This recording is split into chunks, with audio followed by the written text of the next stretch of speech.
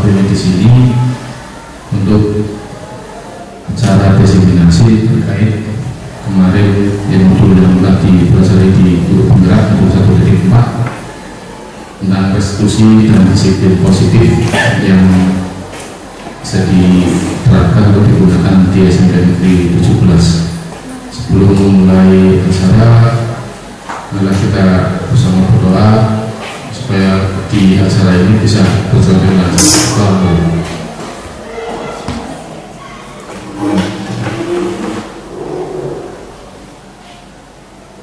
Ya, pada Bapak Amin Al-Fauzi selaku kepala sekolah untuk bisa melaksanakan suatu kegiatan yang sudah berjalan beberapa kali sampai dengan hari ini.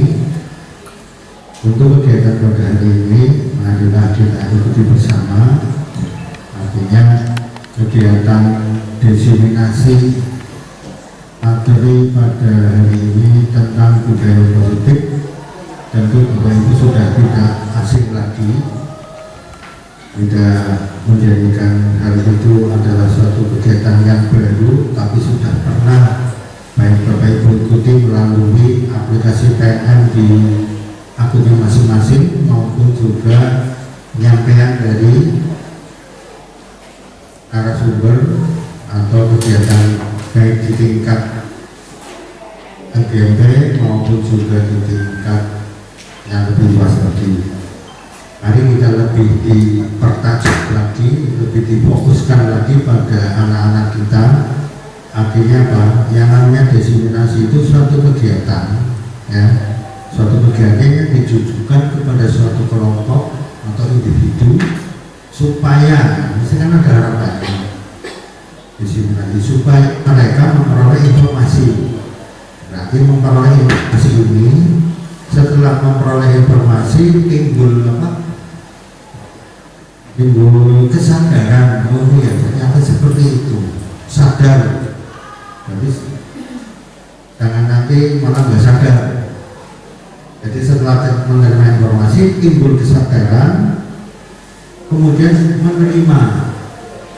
Nah, kalau sadar tapi nggak terima, ya nggak mungkin. Misalkan, nih Bapak Ibu ada informasi ini, oh iya bagus Pak, itu ternyata bagus, tapi saya nggak terima kan, cuma saja itu. Jadi setelah menerima informasi timbul kesadaran, kemudian apa? Menerima informasi itu, dan akhirnya terakhir adalah apa? Dimanfaatkan informasi tersebut. Ini hal yang bagus. Ini sudah berkumpul, guru BK semuanya kumpul ya. Saat ini Bu Ria, Bu Arum, Bu Teresa, serta Bapak Ibu yang lain.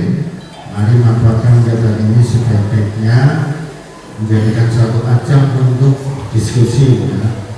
Satu diskusi, jadi tidak hanya menerima informasi saja, tetapi juga untuk memanfaatkan itu harus kita tunjukkan permasalahan yang ada di lapangan.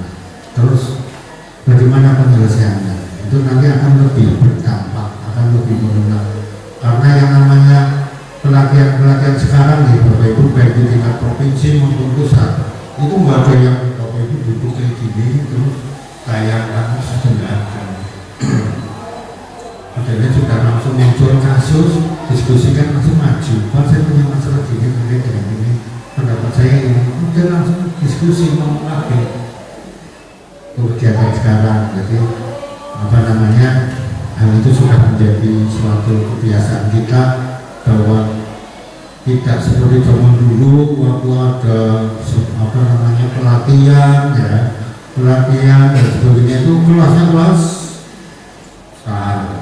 jadi kita mengantukkan ya orang-orang penerima dan tidak memanfaatkan, tapi yang niat mencatat apa yang dicatat, punya catatan, itu yang bisa nanti diimplementasikan di daerah atau di sekolah masing-masing.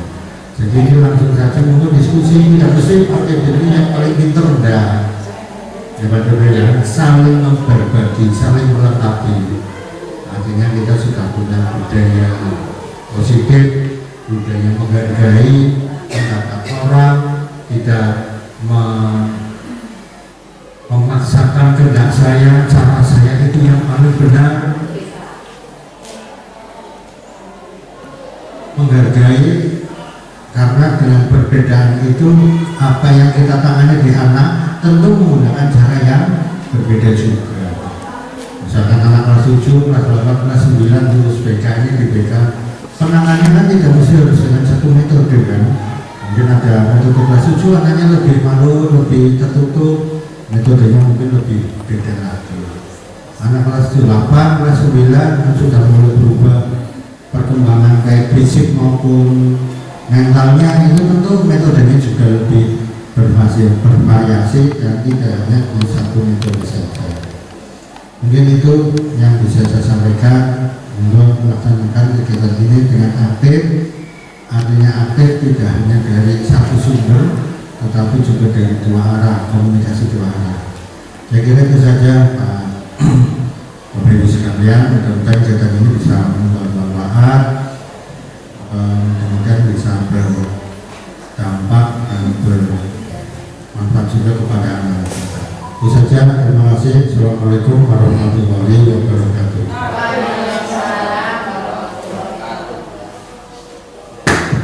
Ya, terima kasih atas sambutan yang telah diberikan oleh Pak Amir. Seperti tadi yang disampaikan, budaya positif kita di sini.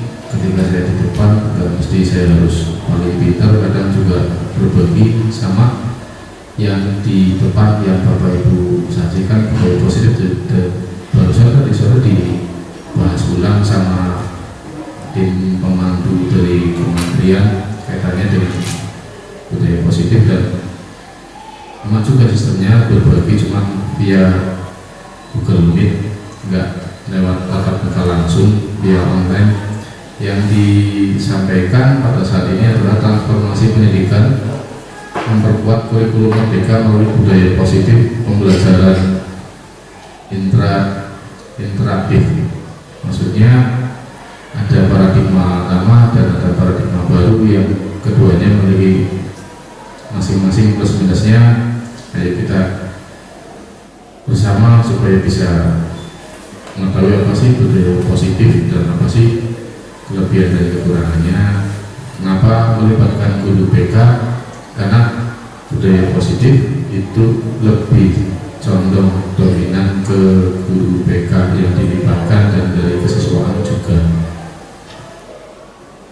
Di awal judul di halaman kedua itu keterangan tentang saya, nama TPW Jayanto, guru SMP Negeri 17, pernah ikut pelatihan Google Master Trainer for Google Suite for Education, jadi ketua MKMP periode 2011 sampai 2019, guru pemandu MKMP bahasa Inggris SMPMTS Kota Tegal, instruktur kurikulum dan pendamping kurikulum, jadi wakil kurikulum 2013, 2015, 2019, 2022. Pernah ikut pengalaman jadi juri lomba problem based learning sama STEM di tingkat ASEAN tahun 2003 dan ikut partisipan West World ASEAN tentang pengolahan limbah di tingkat ASEAN. Berikutnya, ya, ini mulai menarik. Menurut Bapak Ibu, apa itu disiplin? Mungkin dari Bu Indra, monggo Bu Indra. Assalamualaikum warahmatullahi wabarakatuh. Waalaikumsalam warahmatullahi wabarakatuh. Untuk membantu para anak, satu, tidak hanya anak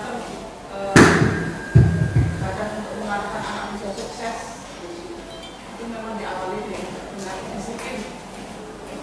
Dan disiplin itu bagi usia SMP itu masih butuh bimbingan.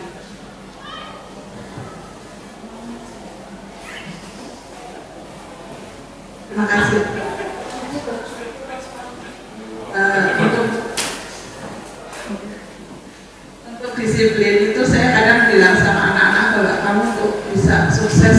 selalu dari langkah pertama kami berbincang untuk satu disiplin dan kejujuran, itu nomor satu.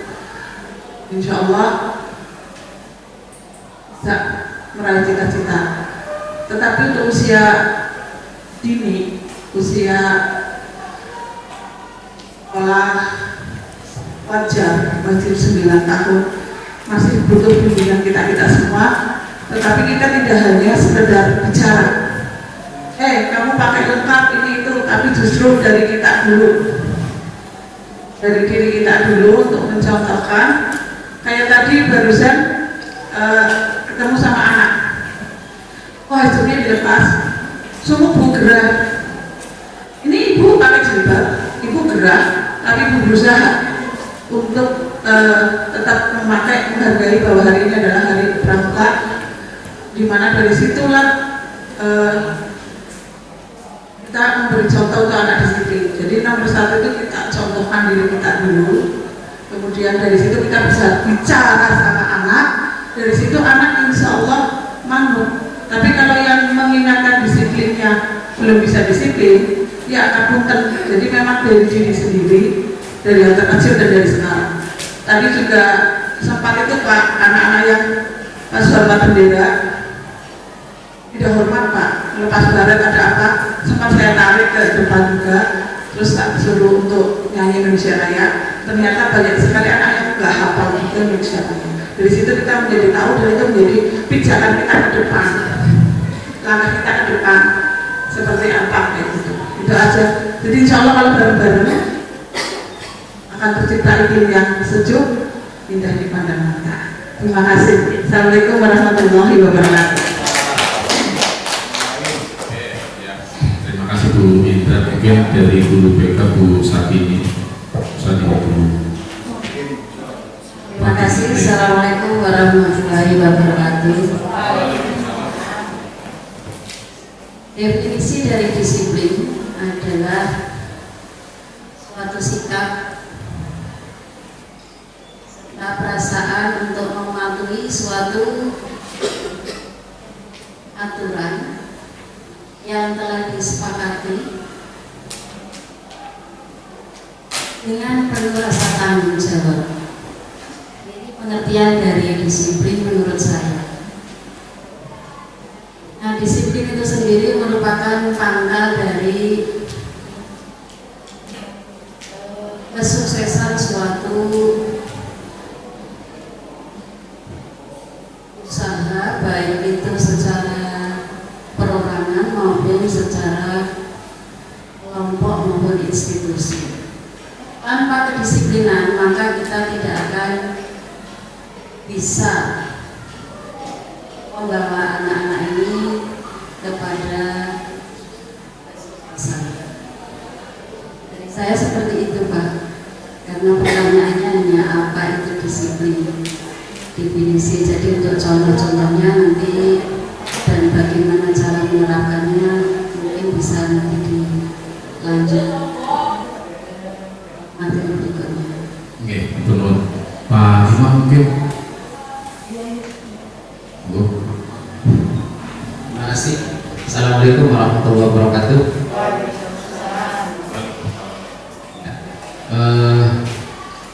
Disiplin ini menurut saya pribadi ya adalah bagaimana seseorang dapat menerapkan aturan-aturan yang ada, dapat menerapkan waktu yang ada. Aturan dengan waktu harus disesuaikan. Waktunya berpakaian rapi, waktunya bermain, waktunya serius, waktunya bersandar. Jadi kita harus melakukan A, C, D sesuai dengan timingnya, sesuai dengan waktunya, itu yang dinamakan dengan disiplin. Seperti di dalam Islam diajarkan bahwa disiplin itu sangat diajarkan di dalam Islam. Seperti contohnya sholat, itu ada ketentuan waktunya. Jadi tidak boleh orang yang namanya sholat maghrib itu jam 9 malam, tak boleh. harus ada timingnya, harus ada waktunya. Maka yang dinamakan disiplin adalah mengerjakan sesuatu, melaksanakan sesuatu sesuai dengan waktu yang telah disepakati atau telah ditetapkan atau sesuai dengan aturan-aturan yang berlaku.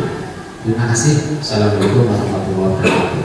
Waalaikumsalam warahmatullahi wabarakatuh. Ya, sebelum dilanjut ke berikutnya, beri aplaus buat Bu Sati dan Pak Imas. Terima kasih atas pendapatnya dari Bu Nawang, Bu, yang biasanya kayak kemarin menggebu-gebu.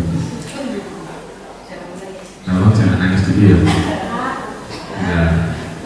Oke, terima kasih kesempatannya. Assalamualaikum warahmatullahi wabarakatuh. Waalaikumsalam.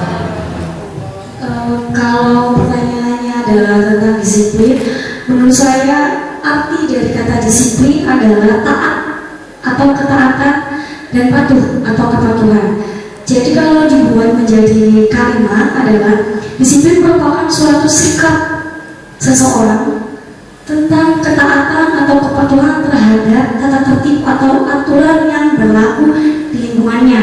Kalau kita membahas tentang persembahan diri, berarti tata tertib yang ada di sekolah, apakah peserta didik itu bisa disiplin atau tidak, maksudnya adalah bisa patuh atau tidak, bisa taat atau tidak mengenai mengikuti tata tertib yang berlaku di sekolah. Begitu Bapak, terima kasih. Assalamualaikum warahmatullahi wabarakatuh. Waalaikumsalam warahmatullahi wabarakatuh. Terima kasih. Terus Bu Nawang. Kita bahas bareng apa itu disiplin ketika dapat materi dari kementerian mendefinisikan disiplin itu ada beberapa yang perlu digarisbawahi. Ada kepatuhan, ketaatan, disiplin. Kalau menurut di Kementerian Pendidikan dan Kebudayaan yang di program guru penggerak adalah suatu kondisi terbentuk melalui serangkaian tindakan yang menunjukkan nilai-nilai kepatuhan dan ketaatan. Tadi sudah disebutkan Bu Indra, Bu Sandini, Pak Imam, Bu Nawang, betul semua nilai-nilai menjadi satu seperti yang ada di dalam layar. Salah satu nilai karakter tersebut selalu ditanamkan guru di sekolah dengan harapan dapat menciptakan iklim belajar yang kondusif. Tadi disampaikan oleh Pak Imam ketika sholat maghrib, sholat asar, sholat zuhur ada waktunya. Sama ada ketika kita masuk kelas ada waktu yang buat istirahat malah dipakai buat pelajaran sih, karena pas istirahat siswanya masih ada jam pelajaran.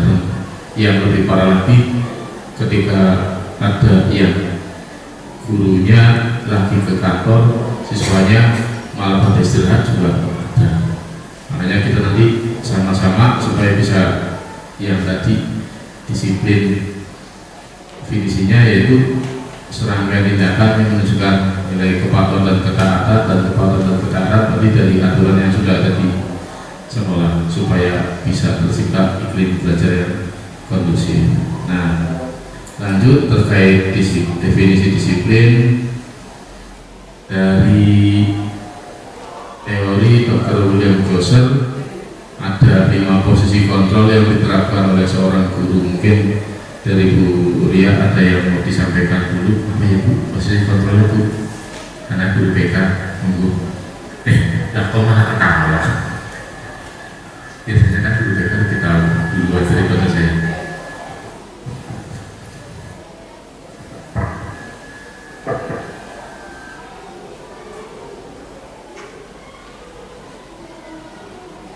Assalamualaikum warahmatullahi wabarakatuh. Waalaikumsalam warahmatullahi wabarakatuh.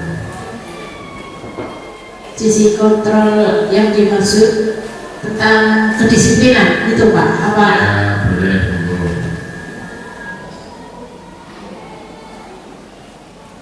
Posisi kontrol yang dimaksud itu mungkin antara lain dalam penerapan disiplin di sekolah. Iya. Itu yang pertama. Bisa juga mungkin adanya posisi kontrol di tata tertib untuk yang di sekolah. Terus Kemudian bisa ada sanksi. Tadi yang tata tertib, yang pertama, yang kedua sanksi. Kemudian dengan sanksi itu diharapkan anak jeda. Berarti pembuat merasa bersalah. Yang keempat bisa teman. Teman bisa juga misalnya ada yang kurang disiplin bisa mengingatkan lewat teman. Kemudian pemantau bisa salah satunya teman, lewat teman, lewat guru juga bisa. Mungkin hanya itu dulu. Barangkali guru beda yang lain bisa menangani atau dari kesiswaan. Di sini nggak ada yang kesiswaan. Baru pacaran aku Oh gitu. Bu Arum monggo. Ya. Gantian bersama guru BK. Terima kasih. Tadi yang disampaikan tentang teori kontrol ya Pak, dari Dr. William Fraser. Pak, di sini kita selaku pendidik ya atau guru itu tidak boleh memberi kritikan kepada siswa yang misalnya bermasalah, misalnya datang terlambat ke sekolah itu kita tidak boleh dikritikan apa ya Pak? Intinya tidak boleh memberikan hukuman, misalnya dengan kata-kata yang menyakitkan hati peserta didik tersebut ya Pak. Terus seharusnya kita sebagai pendidik itu kita harus memberikan apa ya, penguatan yang positif, yang lebih positif dan bermanfaat. Itu Pak.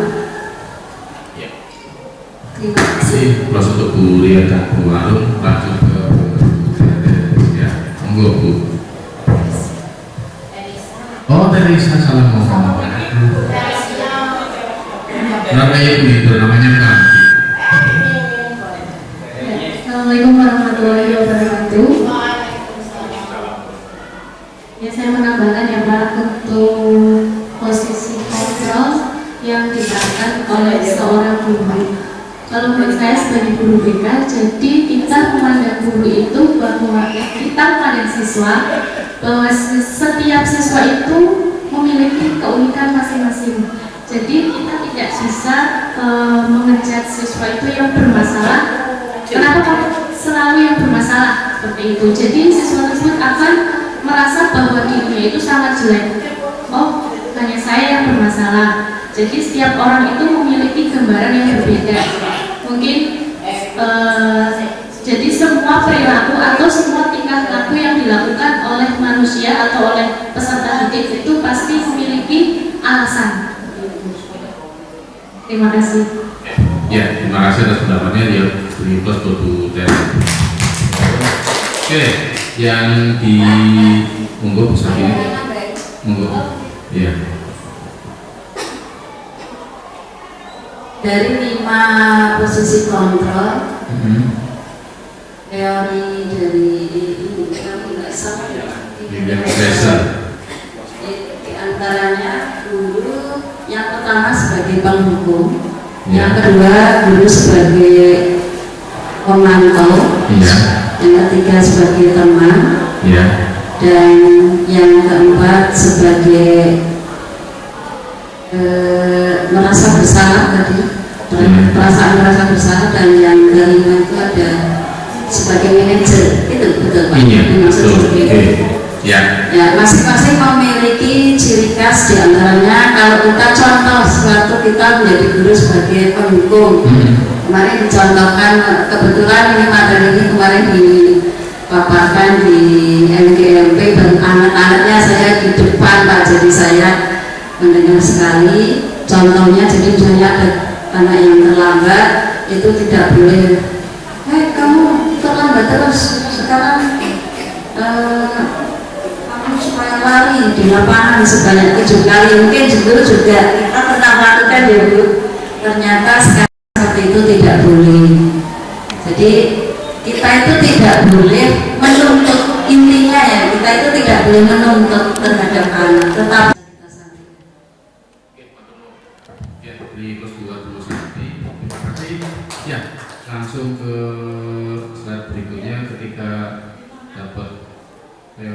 tadi disampaikan kita bisa bersubposisi sebagai penghukum. Apa sih?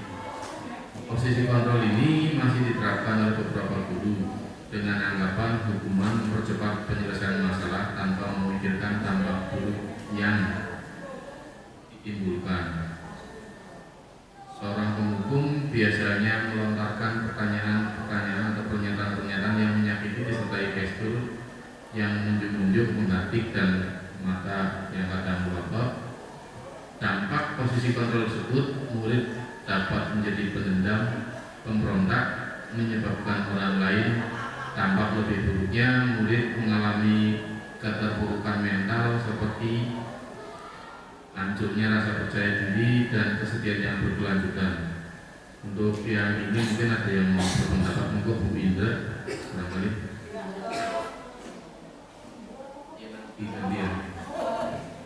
Nanti habis itu pulang.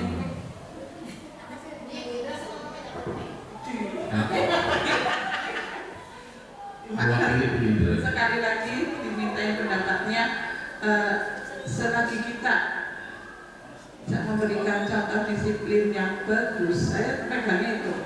Anak-anak kalau diingetin nggak akan sakit hati. Yang penting diri kita sendiri bisa menjadi teladan.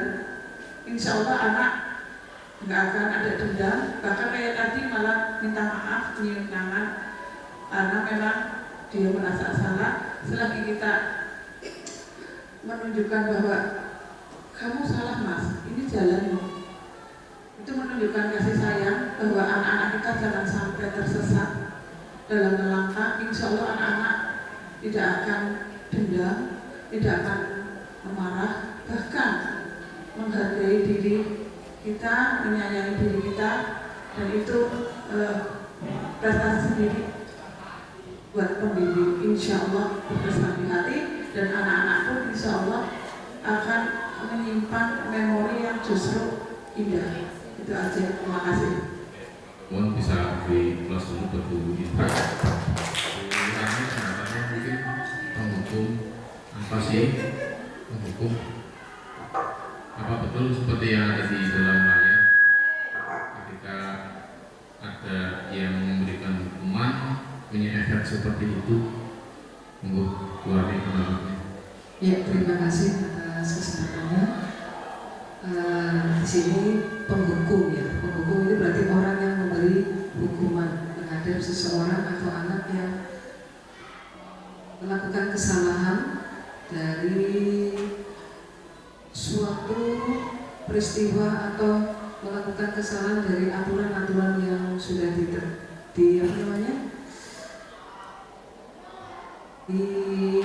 disepakati ya di sekolah maupun di kelas. Biasanya memang kadang ketika kita menghadapi anak yang luar biasa, kita keluar emosinya dengan ya seperti yang dikatakan oleh Pak Tepi tadi, dengan mata yang membelalak, kemudian dengan wajah yang membuat orang itu takut. Nah, itu memang kadang spontanitas seperti itu, tapi memang itu sebenarnya tidak bagus. Kita menghukum, hukuman itu ya namanya apa ya, sesuai dengan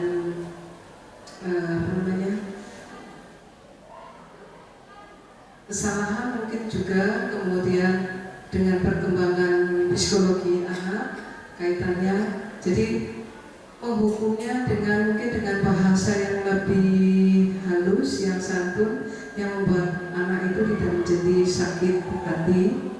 Dan kita menghukum pun harusnya kita koreksi diri juga.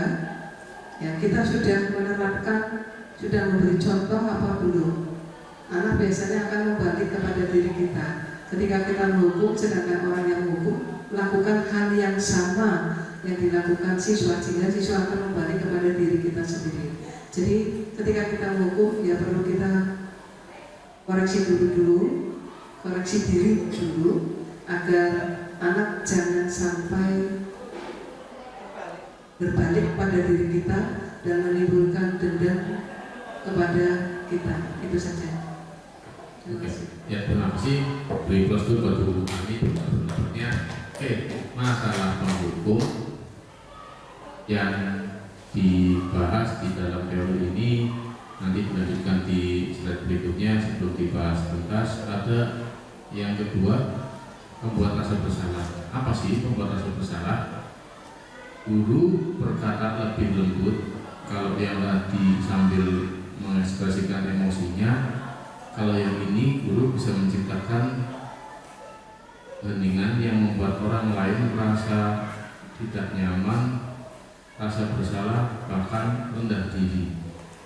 Posisi kontrol tersebut bertambah pada kelakuan diri yang buruk, murid akan merasa bersalah dan tidak berharga. Tidak seperti pada posisi penghukum, murid bisa menumpahkan segala amarah meskipun dengan cara negatif.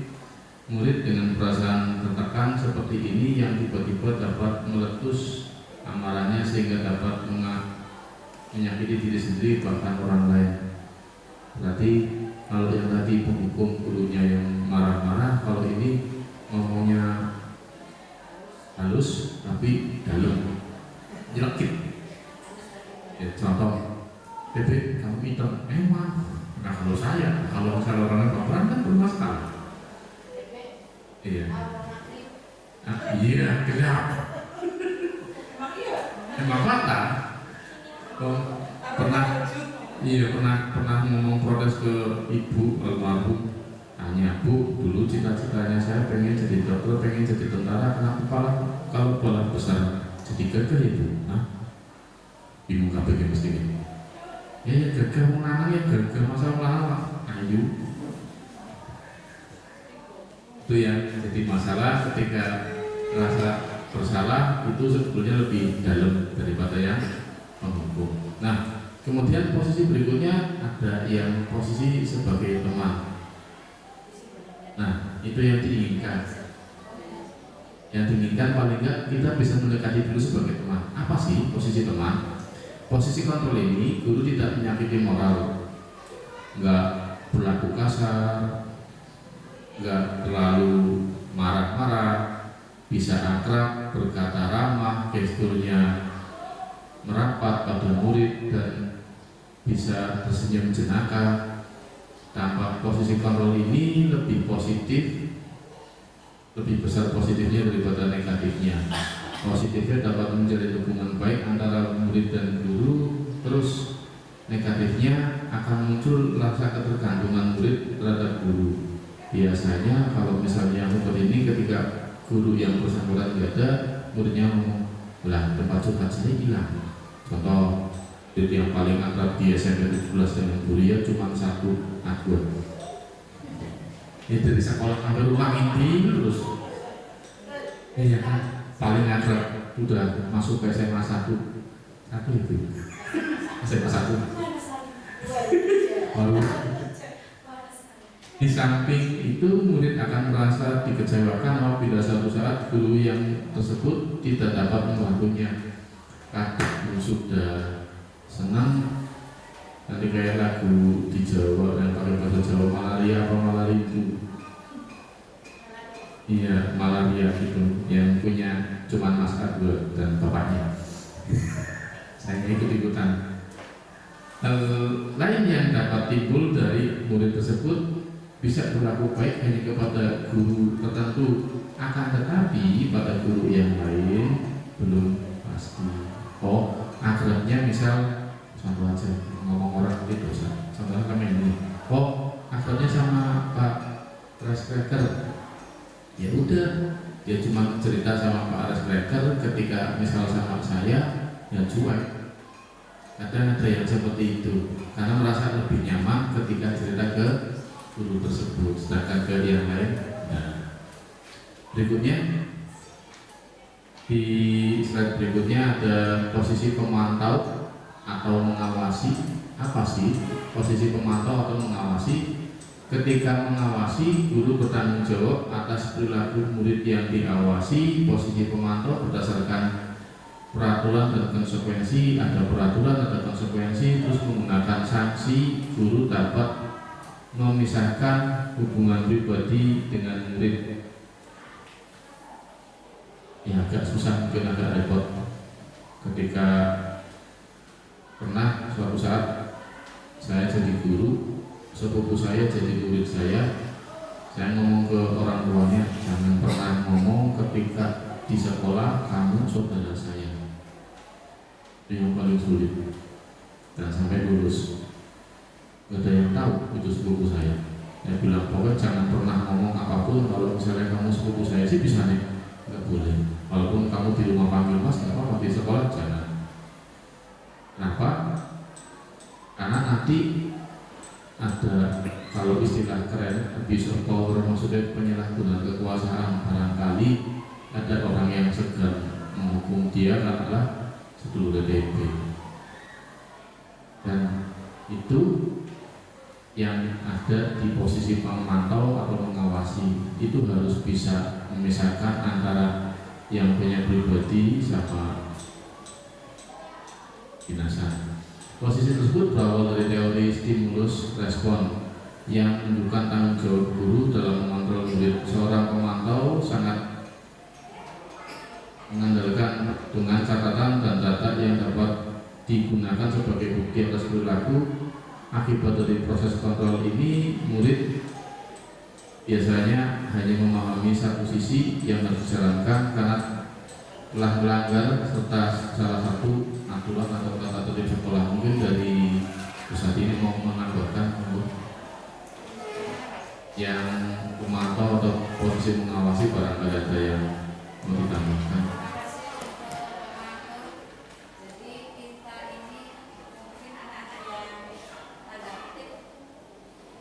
Tanda kutip memiliki masalah, jadi kita pantau dengan membuat catatan-catatan atau daftar cek atau stiker untuk memantau anak tersebut, sehingga anak tersebut akan terawasi. Di memantau ini kita bertanggung jawab atas perilaku anak yang kita awasi. Jadi tidak hanya sekali kita memberikan nasihat, tetapi dengan kita memantau dalam jangka waktu tertentu sampai anak itu memiliki perilaku yang sudah normal gitu Pak. Itu begitu yang bisa kita sampaikan. Ya, maupun Bos dulu saat ini atas pendapatnya. Memantau atau posisi mengawasi, mungkin ketika kita di sekolah pada posisi yang namanya inspektorat hampir sama. Ketika ada aturan salah betul diawasi seperti kita alami ketika ada inspektorat, atau mungkin di tingkat yang lebih tinggi yang namanya KPK. Nah, posisi guru pemantau atau posisi mengawasi itu juga hampir sama, angkatan batur. Nah, bedanya apa? Kalau yang menghukum tadi berarti ada yang merasa hukum. Kalau ini setiap saat guru tersebut merasa terpantau atau diawasi oleh guru yang tadi megang aturan. Siswanya agak merasa kurang nyaman, walaupun sebetulnya memang tugasnya seperti itu. Tapi ketika di dalam beberapa kasus ada yang akhirnya murid merasa terbebani karena loh, berarti saya diawasi terus, dan sebetulnya mereka juga nggak sadar di dalam itu kita sudah diawasi 2 orang pengawas melekat, malaikat mungkar nakir, dan ya balik catat terus kesalahan dan apa yang kita kerjakan. Yang terakhir, posisi manajer guru melakukan suatu bersama murid, mempersilahkan murid mempertanggungjawabkan perilakunya, mendukung murid agar dapat menemukan solusi atas masalah sendiri. Pada posisi ini, murid diajak menganalisis kebutuhan sendiri maupun perubahan orang lain. Di sini penekanan bukan kepada kemampuan membuat konsekuensi, namun bagaimana berkolaborasi dengan murid memperbaiki kesalahan yang telah dilakukan dengan memposisikan diri sebagai manajer akan berdampak negatif bagi penguatan watak atau karakter murid. Nah, pertanyaannya mungkin bagi Bu Arun atau Bu Tere, apa ya kira-kira ketika yang jenengan lakukan saat sebagai guru berposisi sebagai manajer, biar kita bisa bahas bersama, karena Bu Arun dan Bu Tere kan guru kita.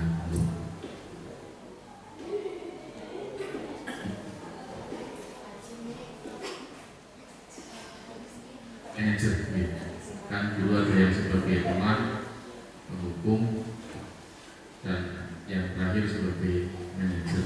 Ya, terima kasih Pak. Maksudnya mereka sebagai manajer itu di mana murid itu diajak untuk menganalisis kebutuhan dirinya ya Pak, ya, maupun kebutuhan orang lain. Di sini penekanannya bukan pada kemampuan untuk membuat konsekuensi ya, namun di sini murid itu berkolaborasi dengan guru ya Pak. Bagaimana sih misalnya kalau memperbaiki kesalahan yang telah dilakukan seperti itu ya. Contohnya misalnya jika kamu akan memperbaiki kesalahan kamu, nanti kamu akan menunjukkan apa tentang diri kamu biar meyakinkan kami sebagai guru. Terus apa rencana kamu nanti untuk memperbaiki kesalahan yang telah kamu lakukan? Seperti itu Pak. Bu Daisa silakan menambahkan.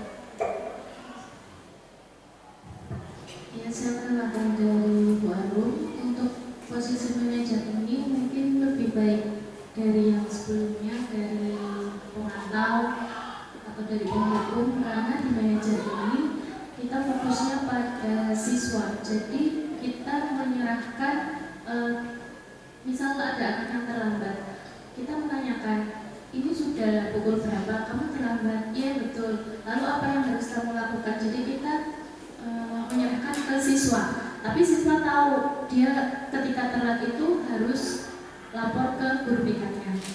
Di sini mungkin di manajer itu kita fokuskan pada siswa, jadi siswa tidak memiliki tekanan. Kita hanya membantu untuk membimbing saja, seperti itu. Oke, matur beri kelas buat Bu Arun dan Bu Tere. Ya, tadi yang disampaikan ketika manajer, contoh kasus ketika telat adanya kenapa terlambat dan ada konsekuensinya dia. Oke, ya, dari program Kemendikbud baik lewat PMM maupun guru penggerak, kita lihat di slide yang selanjutnya itu ada identitas gagal, identitas sukses atau berhasil, ada kontrol diri dari luar, kontrol diri dari luar. Ketika di awal itu ada guru yang berposisi sebagai penghukum dan pembuat rasa bersalah, itu yang harus dihindari. Jadi tadi sore pas kayak gini juga saya bilang bahwa hukuman harus positif. Yang narasumbernya bilang bisa Pak, jangan pakai istilah hukuman lagi.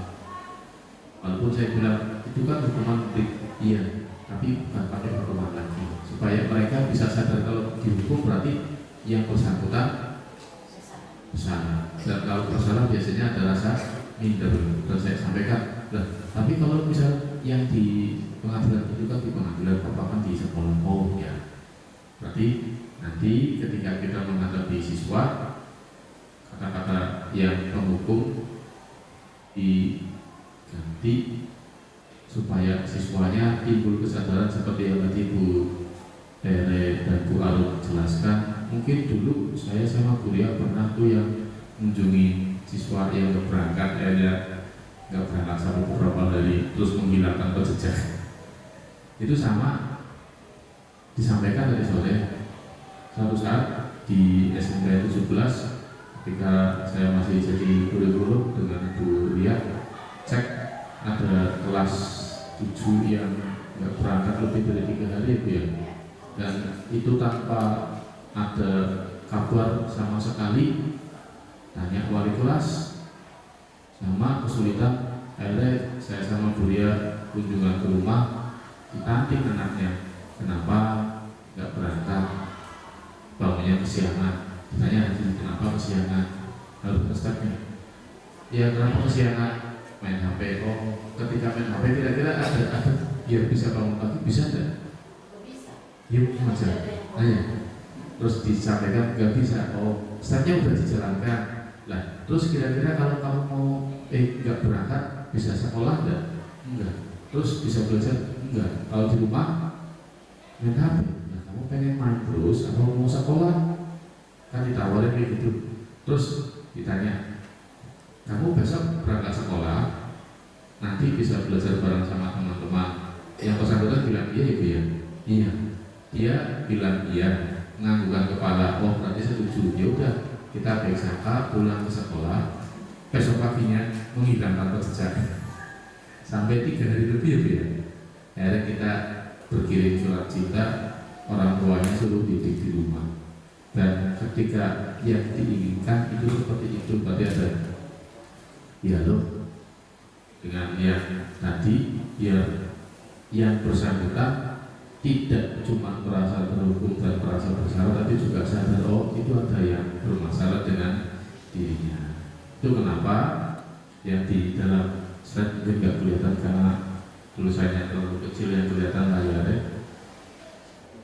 nggak bisa maksimal. Nanti slide-nya tak tulis yang ke guru PK sama kesiswaan sama yang ada di sini biar tahu bahwa ketika kita sebagai guru posisi menghukum dan membuat siswa merasa bersalah,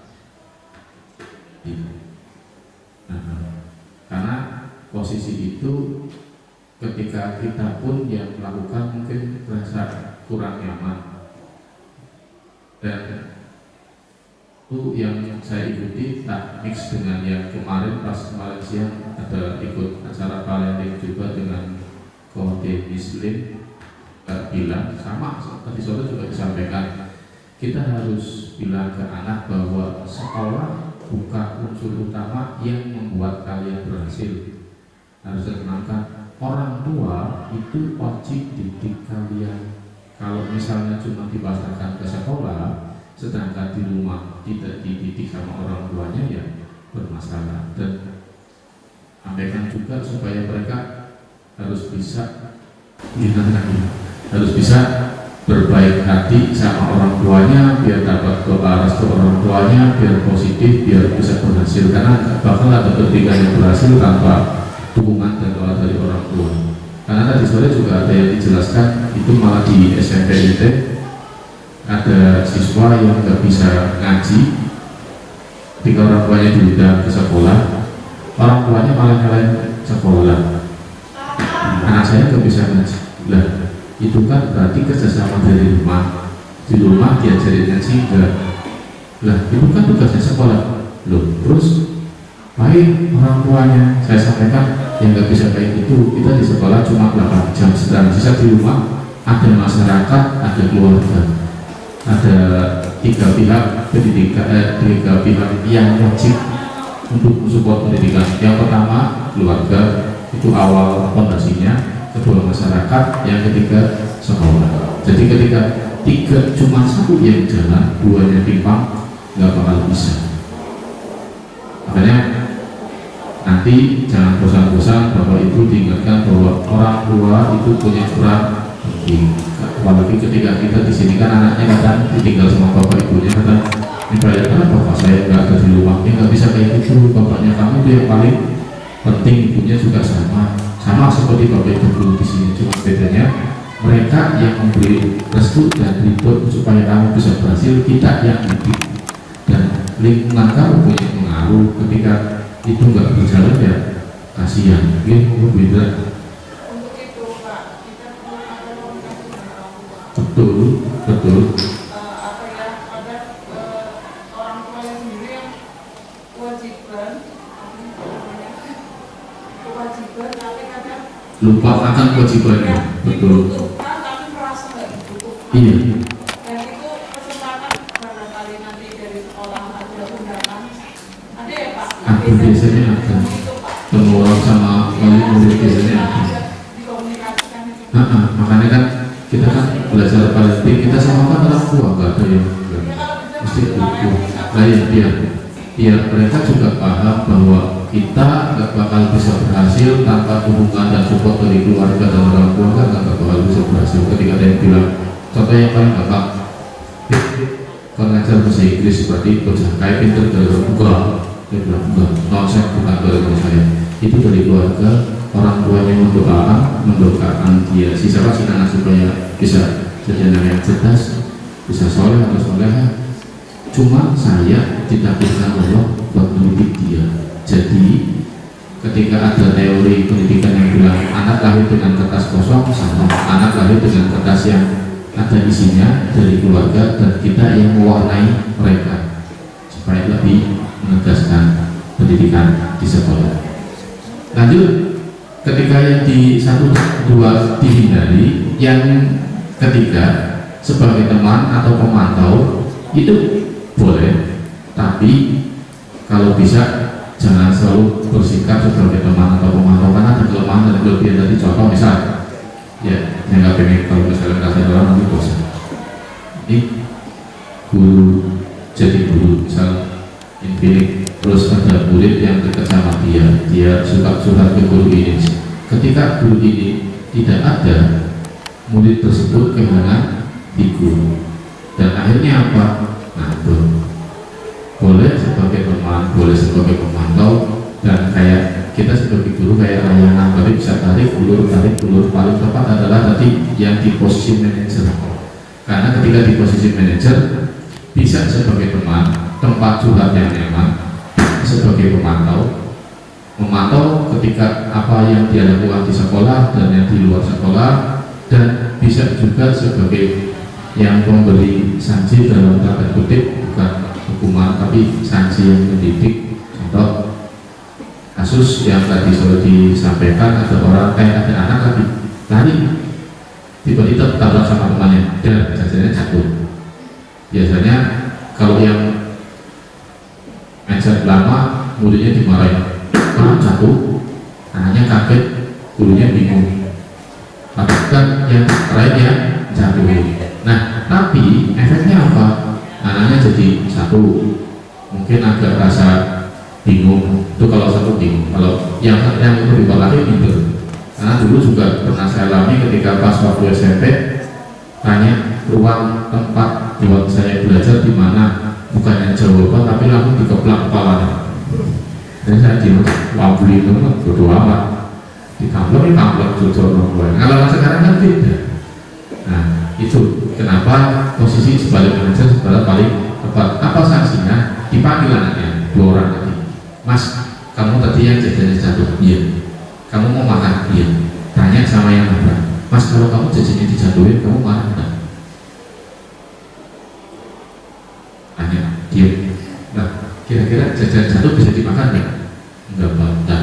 Sama masnya ini jajannya jatuh, gak bisa dimakan, apa sih konsekuensinya? Nah, tanya konsekuensi logisnya apa, terus kira-kira solusinya apa biar si anak tadi yang jajannya jatuh makan. Bukan sama aja.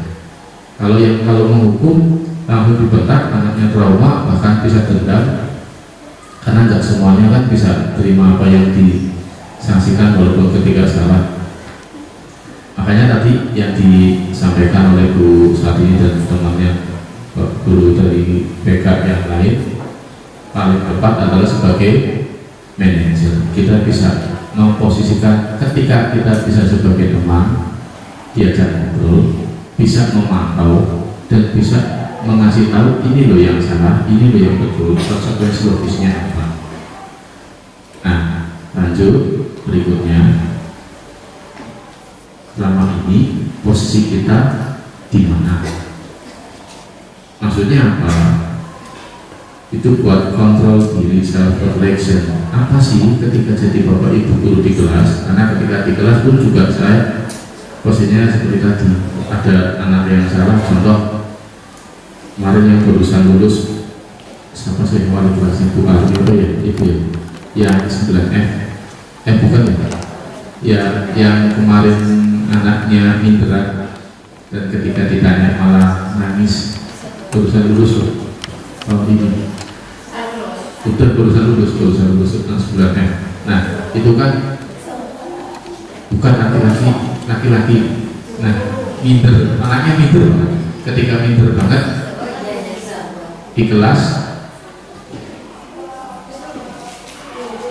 iya ada lagi ya, ketika minder di kelas, saya ngomong ke teman-temannya, kita di awal masuk, berarti di awal masuk kayak kemarin pas Juli, kita lahir sudah halo, bisa dilanjut ya, kita lahir sudah diciptakan Allah sempurnanya. Kalau ada yang bilang Pak itu cacat, kamu bilang itu cacat, tapi di balik cacat itu mungkin ada yang plusnya. Contoh yang paling gampang, ada tuh anak yang namanya Najwa, bukan putranya Buya, beda. Bukan, yang namanya itu dari Lombok, Nusa Tenggara Barat. Dia lahir dengan ada kelemahan gak bisa jalan dan otaknya ada masalah di sini dulu.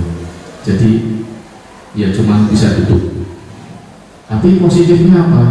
Dia ngomongnya agak nggak kedengaran jelas. Hafal Quran 30 juz. Padahal ibunya dari mulai dia lahir sampai 4 tahun pertama hidup di dunia terapi terus sampai dokternya bilang, Bu, ketika putra ibu itu mau diterapi sampai kiamat kurang 1 hari pun nggak bakal bisa sembuh. Orang itu sudah bawaan dari sananya. Dan sang ibu didik dia sampai terakhir kemarin yang bersangkutan dipanggil pulang lebih dulu oleh Allah, tinggal anaknya dengan bapaknya. Tapi si anak tersebut tetap punya kenangan bahwa saya punya ibu yang baik, dengan tulus bisa mendidik anaknya. Dan kita juga biar bisa tanamkan ke siswa-siswi kita bahwa orang tua di rumah itu sebetulnya pengen kamu berhasil sama seperti yang tadi. Jadi ketika ada yang bermasalah jangan malah dibully, kita bisa hidup berdampingan.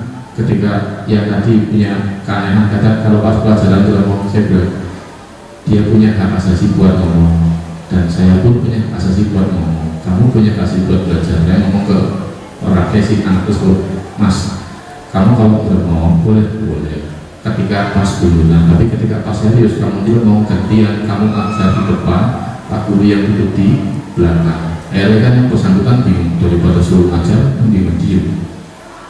Nah, terus ada lagi tuh yang selain yang tadi kasus yang bolos sama pas waktu COVID ya Bu ya, si David ya sampai kabur dari rumah ya, itu pun kasus yang sama kebetulan ditangani bareng sama Bu Lia. David kabur dari rumahnya, saya datang ke rumahnya, saya kurang tahu, setahu saya sih David agamanya Islam. Pas ditanya, David nggak pernah sholat, dicek Bu Lia, sih bisa sholat Pak? Aku bebas sih ngomong Kristen, salah. Terus nanya, hah?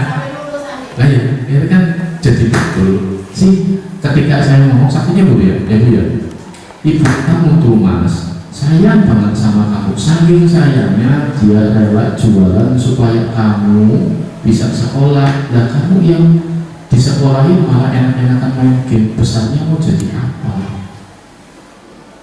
Jadi tanamkan supaya orang tua bisa dekat sama anak. Jadi ketika ada masalah bisa cerita ke orang tuanya bisa cerita ke kita. Dan alhamdulillah Davidnya nurut dan HP-nya sudah bisa dikurangi. Dia kemarin ya terakhir lulus, masuknya kalau nggak salah SMA 5. David masuk SMA 5. Sering ketemu sih masalah rumahnya tuh kontrak di belakang rumah Bu Titik Ekowati, masuk ke dia. Tadinya saya kira anaknya pendiam, ternyata menghilang tanpa jejak dan orang tuanya sampai nangis-nangis. Kenapa anaknya kayak gitu? Katanya karena pas kemarin COVID ya Bu ya, COVID dari kecanduan main HP. Dan salah satu caranya yaitu tadi balik ke orang tuanya biar bisa balik. Terus apa sih disiplin positif melalui segitiga restitusi sekolah? Apakah itu segitiga restitusi? Lanjut, segitiga restitusi proses untuk menciptakan kondisi bagi murid memperbaiki kesalahan mereka sehingga mereka bisa kembali pada kelompok mereka dengan karakter yang lebih kuat. Tadi si David yang tadinya suka main HP dikembalikan posisinya, kamu sebagai anak punya ibu, kamu sebagai laki-laki yang ditinggal bapaknya, berarti kamu harus menjaga ibu kamu.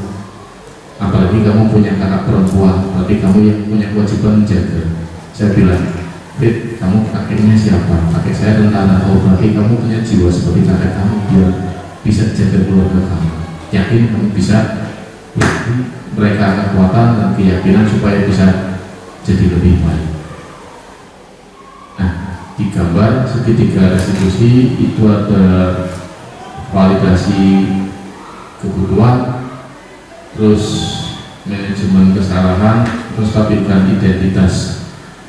Kasusnya ketika contoh tadi si David stabilkan identitas, ditanya kesalahan kamu apa? Kabur Pak. Kenapa kabur? Pengen main game online Pak. Sih, karena di rumah gak bebas. Terus itu salah?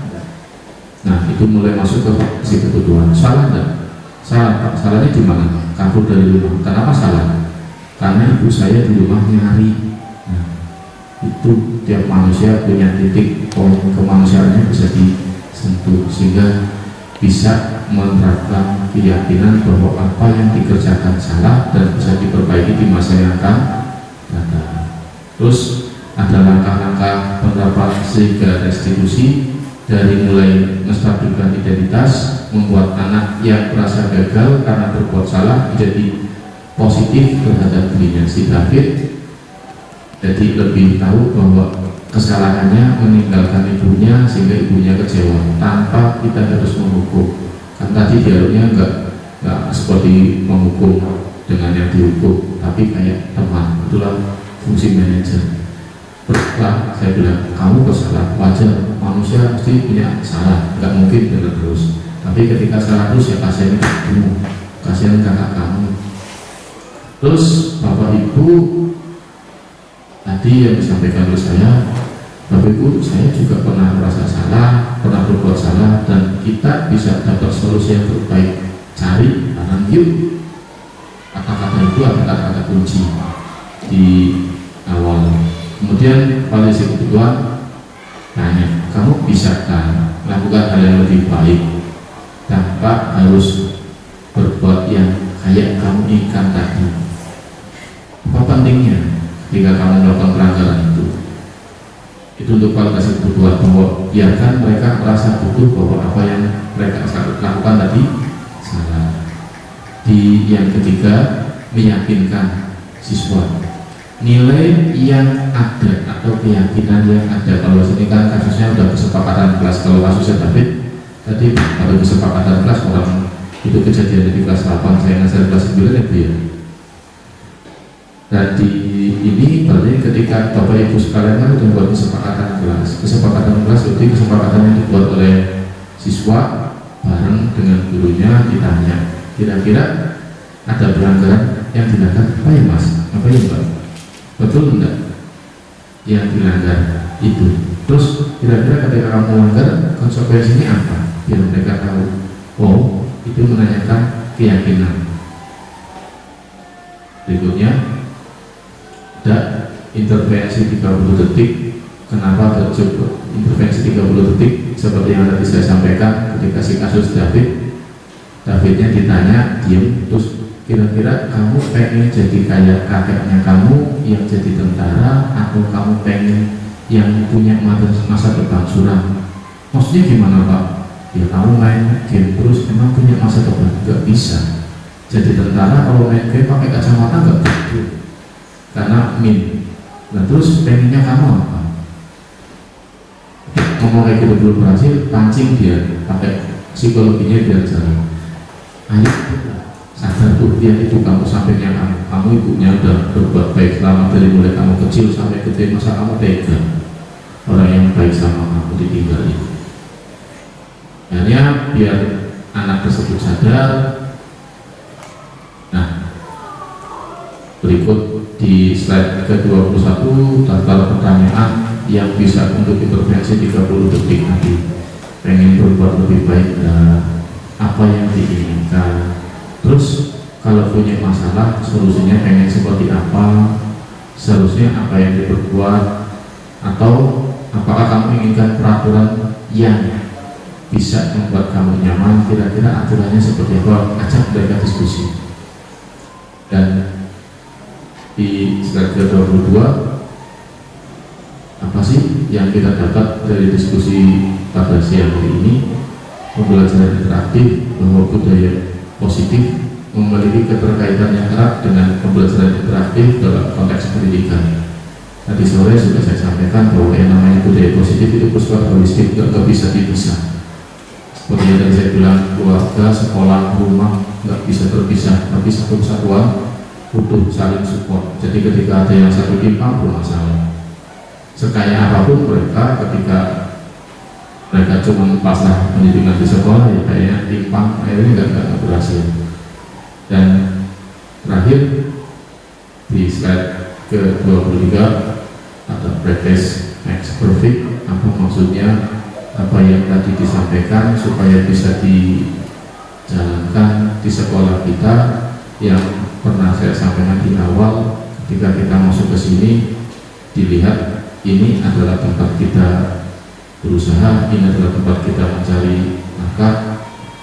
Masuk ke sini ada sebagai saja 17, ketika ada yang kurang berkenan, ya ditinggal saja, anggap aja itu cobaan walaupun sakit. Contoh kecepus paku kan sakit. Ya, yang jelas yang tadi disampaikan semoga bisa bermanfaat. Khairul kalam. Assalamualaikum warahmatullahi wabarakatuh.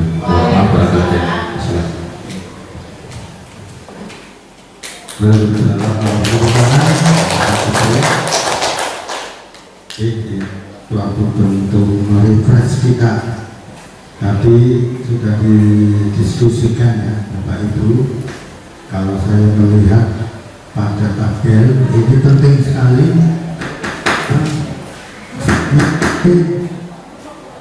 Halnya ini bisa dikirim ya ke guru BK semuanya, teman-teman juga ini, karena itu panduan yang secara bertahap bisa kita praktekkan ya. Ada pertanyaan yang nanti untuk menginterogasi siswa itu menjadi panduan kita. Jangan sampai kita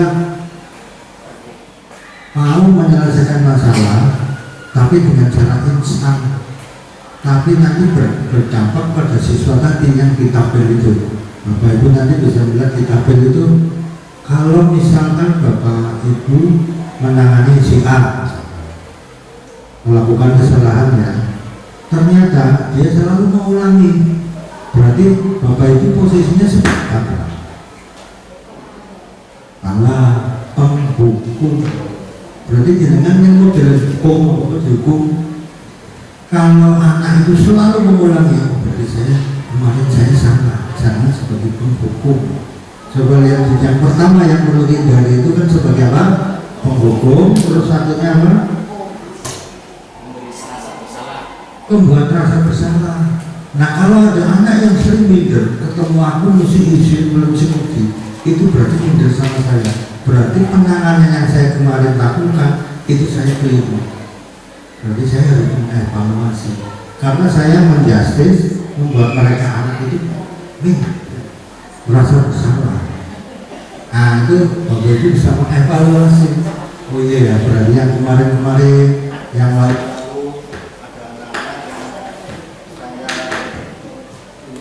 tangani ternyata berdampak seperti itu. Berarti metode saya kemarin itu perlu kita perbaiki. Nah, itu yang dihindari kan itu ya Pak ya. Yang kita lakukan harus sebagai apa tadi? Teman boleh kan? Boleh. Terus pemantau. Yang terakhir manajer.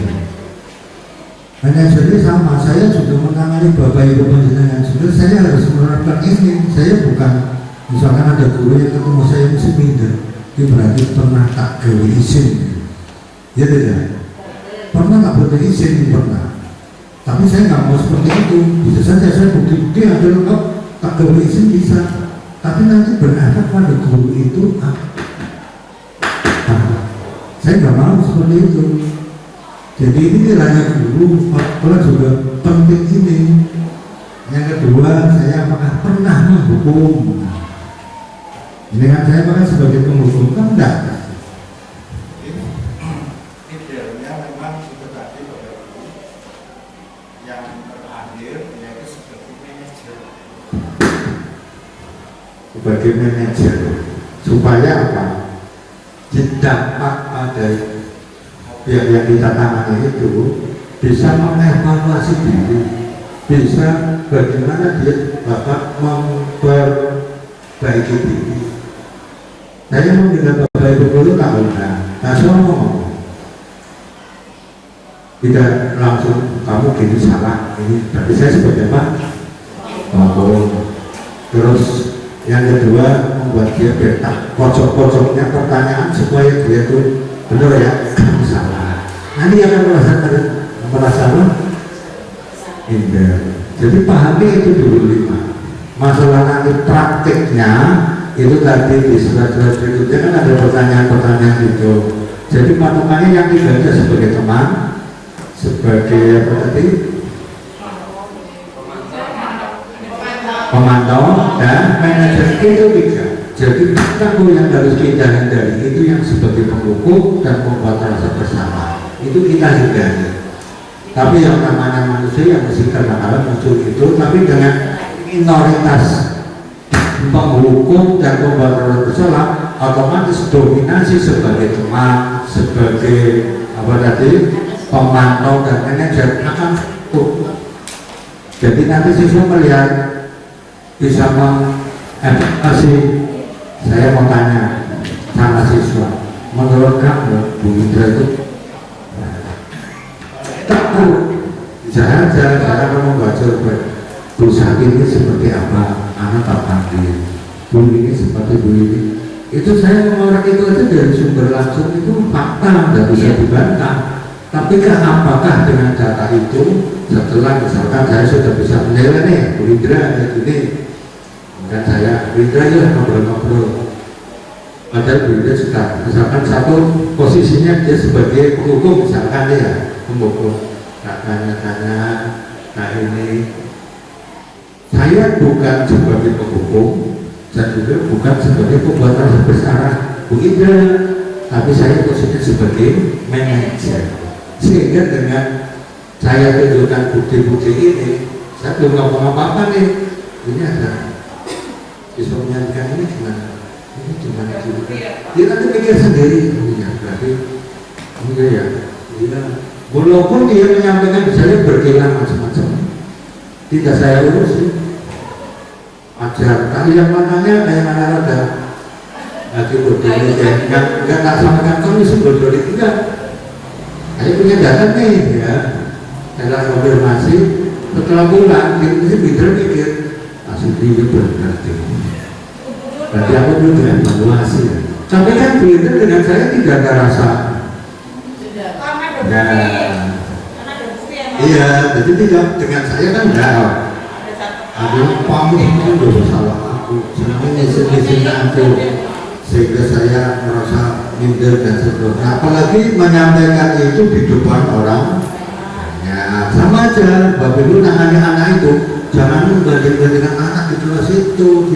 Seminder lagi, betul, ngisi aku nama betul. Tapi itu lagi dibilang seperti itu. Ngomong wari ngomong tuanya, langsung udah berkali. Ngisi aku nggak caranya, orang ngerti ngomong gimana sih? Nah, itu juga perasaan siswa harus kita jaga. Salah satu dengan tadi tengah punya perasaan. Nah itu kembali harapannya terima kasih ini untuk budaya positif. Bapak Ibu bisa mengevaluasi ya untuk memperbaiki diri, intinya begitu. Yang lalu sudah berlalu itu sudah kita tutup, artinya kita bisa melakukan lebih sesuai dengan ini. Ya yang namanya manusia ya tetap ada yang biru-birunya lah, karena yang namanya karakter dari orang Jawa Tegawan murah. Tapi waktu tegawan murah, apakah bisa berubah? Bisa, namanya batu aja bisa bolong itu karena terus-terusan. Nah, nanti yang atas apapun dapat istilah apa ya Pak ya, pencerahan. Siapapun yang mencerahkan dari temannya, dari siapapun itu bisa melakukan, oh ya saya berarti harus evaluasi. Disitulah titik kesadaran tertinggi di situ. Jadi tidak ada kesan watak digawe orang itu bisa diubah, termasuk anak-anak kita. Saya kira itu saja Pak. Terima kasih. Karena mau diskusi lagi malah itu gimana?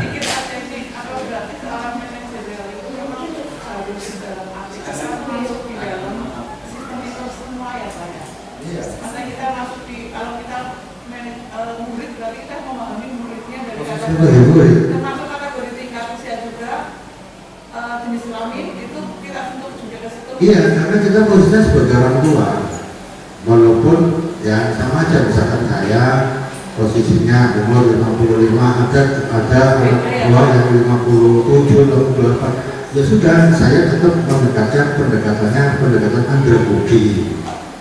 Andragogi itu pendidikan orang dewasa. Kalau dengan anak-anak jangan menghindarilah teman, mulanya teman dihindari ya Pak.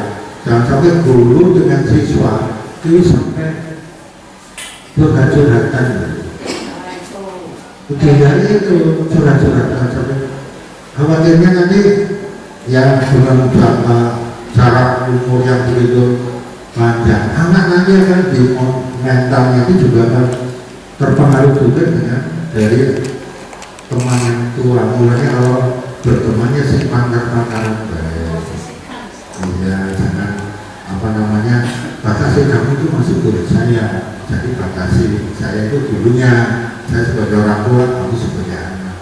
Mulanya teman itu di tengah-tengah boleh, tapi jangan lalu di posisi teman itu nggak boleh. Kecuali kalau bapak ibu masih muda kayak Mas Haji, kayak Mas Haji itu sebagai teman, sebagai teman Mantap ya Mas. Sama istrinya. itu mungkin ada yang tanggapi lagi ya. Kita juga lagi segitiga institusi ya Pak. Kita menstabilkan identitas. Nah di situ ketika anak berbuat salah itu kita harus, para desa yang lama kita tinggalkan, kita harus melunak selunak-lunaknya, bahkan kita mengatakan bahwa anak-anak itu salah nggak apa-apa. Ya. Kemudian yang kedua itu ada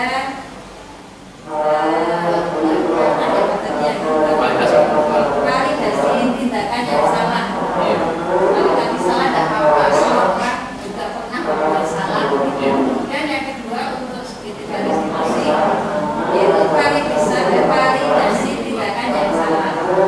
Yang artinya kamu melakukan kesalahan itu atau melakukan sesuatu itu pasti ada alasan. Itu perlu kita sekarang ini terapkan kayak seperti itu. Jadi kita yang dulu juga iya belajar terus. Kemudian yang ketiga yaitu menanyakan keyakinan. Jadi mengingatkan nilai-nilai yang sudah disepakati. Ini yang menjadi titik berat di dalam pertemuan ini tentang segitiga restoratif. Begitu Pak. Terima kasih tambahnya. Ada lagi mau menyampaikan, nggak apa-apa, menyampaikan ke mau lebih memahami lah. Artinya kita berpikir memang itu masalah kita.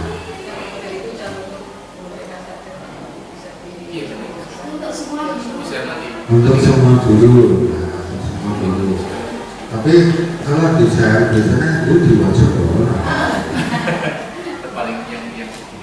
Yang ini kan sudah ada gambaran ya.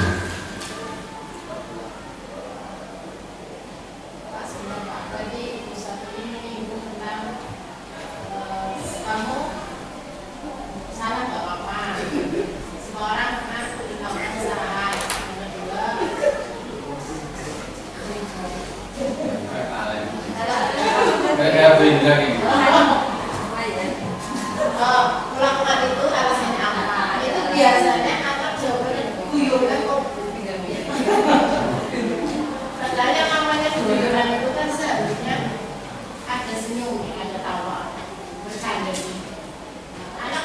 belum bisa membedakan antara jalin dengan guyunan. Jadi menurut saya kalau alasannya nanti guyunan kita harus jawab apa gitu. Kalau yang tadi yang kenapa terjadi seperti itu kan manusia harus butuh dihormati, butuh dihargai. Ketika tadi bilang guyunan, ya kita belajar juga. Kalau saya ditanya guyunan, nah ketika guyunan itu efeknya apa ya? Biar dia juga tahu. Contoh, dari itu pakai musik ini ditarik. Dia bilang bercanda, dan bercanda itu bilang ekornya pecah. Karena mau kira-kira efek dari ketika kamu. Ya karena sekarang kalau ditanya kesalahan terus alasannya guyunan, makanya kan sudah diikuti terus, kan berproses kita. Membedakan antara itu guyunan dengan beda. Artinya makanya bukan guyunan. Dia sudah mengakui saya salah. Karena guyunan apa? Orang ngomong berarti tadi dia ngomong saya aku belum dia belum paham banget salah itu bukan guyunan lagi. Peran kita di situ Pak. Peran Menyadarkan. menyadarkan bagaimana bisa tidak mengulangi kesalahan yang sama. Kalau tidak menyalahkan. menyadarkan bahwa tindakan yang dilakukan tadi itu tidak ucapkan. Kamu bilang guyunan, coba kalau guyunan itu efeknya sampai seperti ini ya kayak itu berarti guyunan. Dan mikir, oh aja bahwa tujuannya dia mau ngomong apa. Makanya kita harus satu sabar. Kalau menginterogasi anak itu yang pada ngomong. Karena kita mendetek ini ya, bagi saya anak nggak bukan, dia anak ngomong, berarti bukan. Nah kalau bukan percaya gimana? Berarti saya salah. Nah, dia sudah memang itu kan enak. Saya kalau ngomong sama bapak guru ada apa, tak pahamkan dulu biar dia ngomong. Setelah itu dia mau ngapain? Tunggu, dan sampai ngomong. Ya berarti saya harus begini Pak, saya harus minta maaf sendiri, cocok melanjutkan. Tidak. Jadi kan yang dia ucapkan nanti akan dilaksanakan karena dia sudah punya komitmen, sudah apa namanya ya, integritas lah. Apa yang dia ucapkan sesuai dengan yang apa yang dia lakukan, terintegrasi. Jadi jangan kalau begitu nanti kamu seperti ini ya, seperti itu mungkin. Iya Pak, dia lupa nanti ngomong apa ya, aku ngomong apa ya. Tapi kalau apa yang akan kamu lakukan seperti ini, udah tuh dia ngomong. Berarti saya harus ketemu orangnya. Ini saya apalagi saya harus minta maaf Pak. Kalau anaknya nggak mau gimana? Mau saya ketemu ini Pak, saya kan bersikap baik. Dengan dia ngomong sendiri, itu akan dilakukan. Kita nggak usah. Kan kamu harus kayak gini ya, kayak gini. Intinya apa? Satu sabar. Penanganan itu harus. Untuk yang lain, kalau dirasa cukup ya cukup ya. Dia monggo Pak Kadri. Matur nuwun atas kesempatan dan kehadiran Bapak Ibu sekalian. Maaf barangkali ada yang kurang berkenan. Nanti kami sudah kirim ke Bu Ria, Bu Sati, Bu Alun, Bu Tete belum. Nanti kalau Bu Indra, Bu Armi dan yang lain mau kita jambring